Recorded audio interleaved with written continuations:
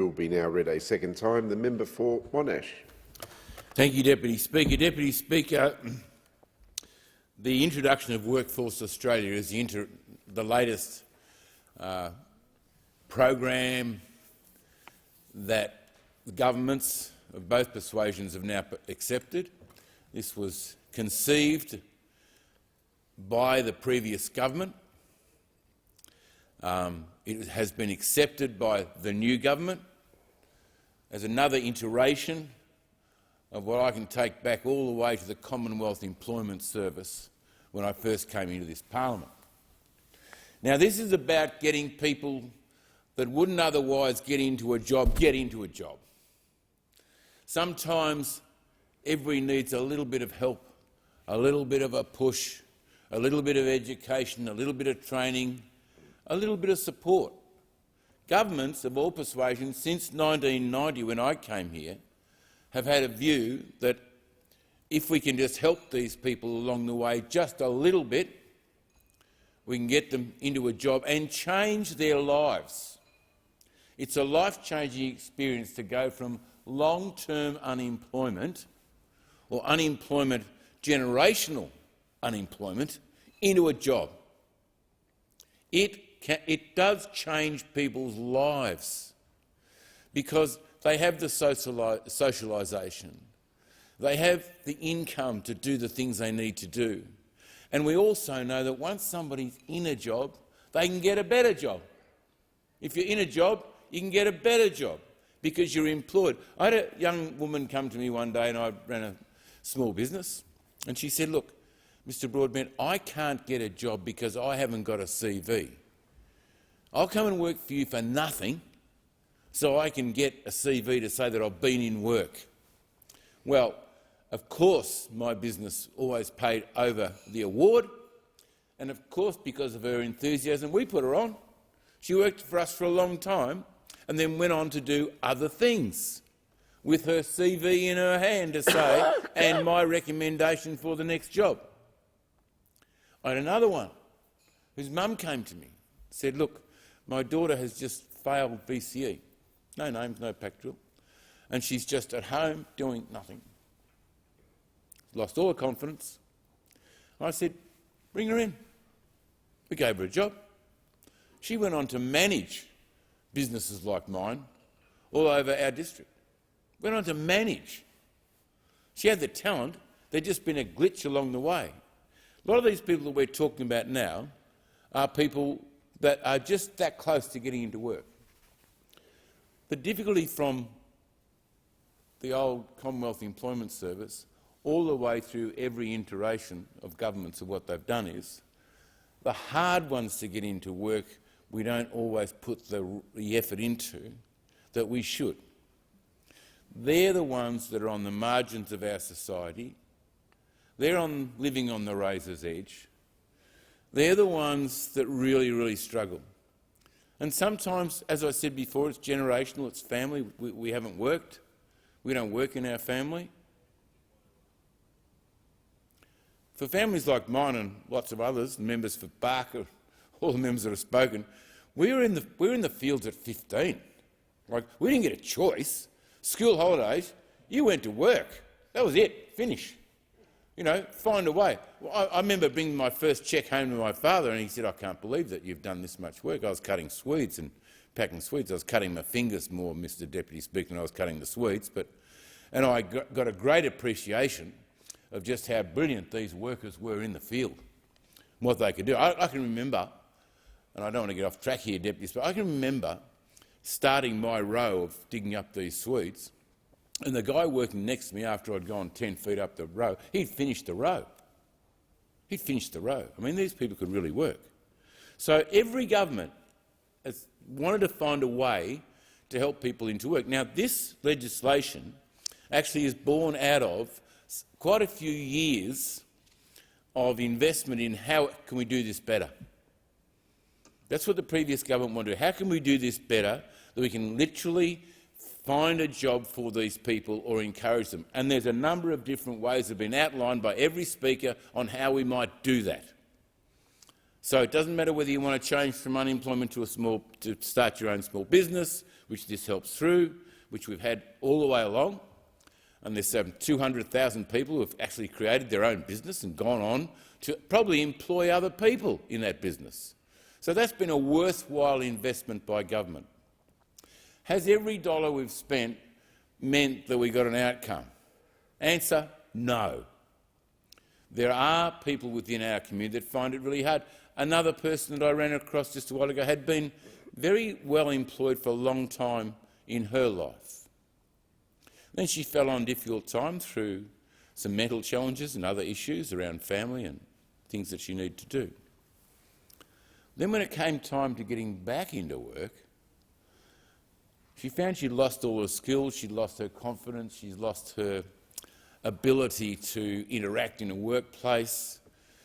She thought she should get a better job than those that were on offer, and the period of non-employment went on and on and on, until to one point I dare say she became unemployable. But because of some of the programs that we've got in place, she's now actually training for a brand new job, and she will go on and do great things. She'll go on and be very good at what she does. So every one of these programs, and I want to pay tribute to the public service here, who have put an enormous amount of work into, even though this is just a technical bill to advance and confirm the program put in place, Workforce Australia, the new name, Workforce Australia, and the introduction of it, and the technical things around to do to get Workforce Australia as part of the conversation. The public service have actually had the people that this helps in their focus. So importantly, while politicians may set the parameters of what we desire, we rely on our public servants to actually deliver on this. And there's been an enormous amount of consideration go into Workforce Australia by the previous government and accepted by this government as a program to take us forward. I think it's good legislation.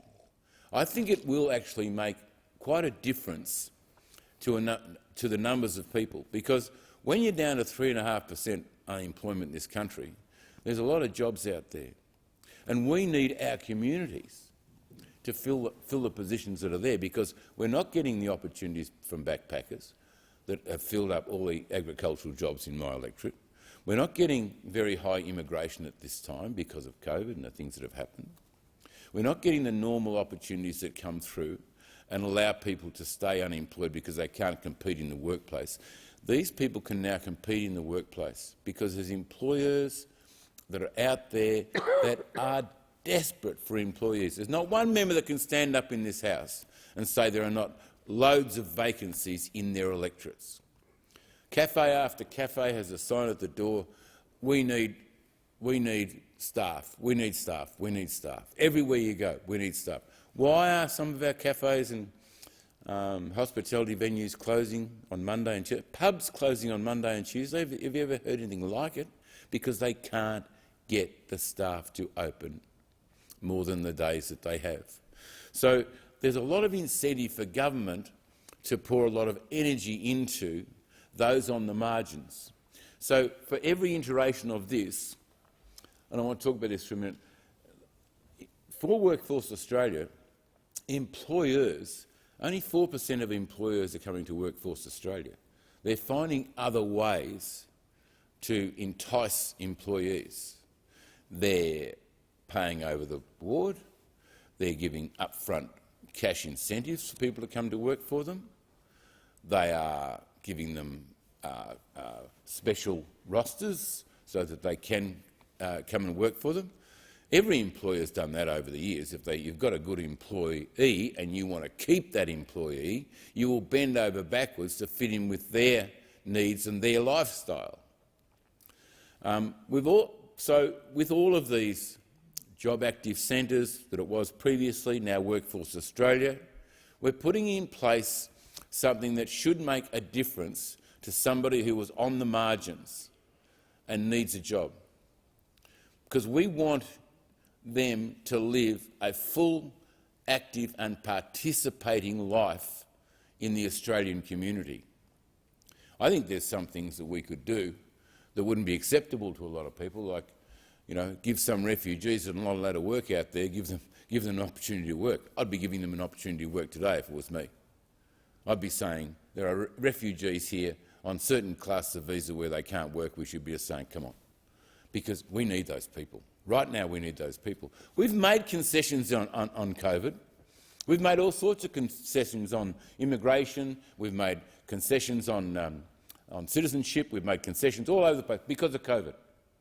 And I think we could say Australia has now a real need for extending its employment base with any opportunity we can. The other thing is there's a whole lot of emphasis here on skilled workforce coming in. As far as I'm concerned, we need unskilled workforce coming in. We need workforce coming in. If you're going to bring people in the country, we need workforce coming in. You say, oh, but they'll be a burden on the community. No, they'll get a job straight away. And more than that, their children and their children's children will be of great benefit to this country, as was the case for the people that came after the war. I don't think the people that came from your country, Deputy Speaker, had a whole lot of skills when they arrived here, and they didn't have much money, but by gee, they've done pretty well since, haven't they? And I think that there's a real opportunity there for us to really look very carefully at our immigration program. But that's only one part of it. This is all about people that are actually in this country today and the opportunities we want to give them. So that all of the legislation all the way through is focused straight out on the people who haven't got a job today, who may need some training and some skills, and there's a number of opportunities within the legislation, within this legislation that makes effect to Workforce Australia. Now, Workforce Australia, as I said before, has been born out of people's consideration of how can we do something better as a nation. That's why we're supporting this bill. How can we do something better? How can we get that one person who's missing out on the opportunities of life because they are not participating within the workforce? That participation is crucial to the health and well-being of them, their families and their communities. Because once they're in that, we had an experience where I find that around footy clubs, cricket clubs, tennis clubs, soccer clubs, whatever the sporting club is, not much unemployment. Not much unemployment. You know why? Because Johnny's dad says, hey, Dad's got a bit of a job out here at the farm, or can you come into... And they learn to be participants within the workforce. Once they're participants within the workforce, they've got the discipline, they know where to go, they know how to go. And I find there's far less drug use, there's far less delinquency if they're connected to a sporting club or somehow based in the community.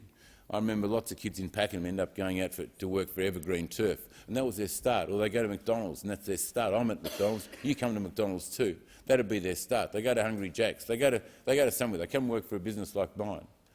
That's one whole area of our major activity, but they're usually kids that haven't had a stumble, haven't had a fall, they come from families that are working families. We need, and we always will, help those people that come from Struggle Street or come from families that are not as supportive as they could be and need government help. I think that's where government help should come in, and that's what Workforce Australia will do. I believe it's great benefit to Australia. Now, I know I've got plenty in my community that would say, take their benefits off them and they'll soon get a job. Well, it doesn't work like that for everybody. And one of my responsibilities as a Member of Parliament is to always remember those that I represent that can't help themselves, that need a helping hand. And I remember that, always. And I would expect every other Member of Parliament has those. Within a family, you know, the kids that are doing well, Dad lets them go, Mum lets them go. The kids that are not doing well get all the support they need. Our community is no different. And Workforce Australia goes a long way towards helping the kid in the family that's not doing that well. So I commend this bill to the House, and I would hope that all the allocation of funds here and all the effort that has gone into this will be hugely successful. The question is that this bill be now read a second time. The member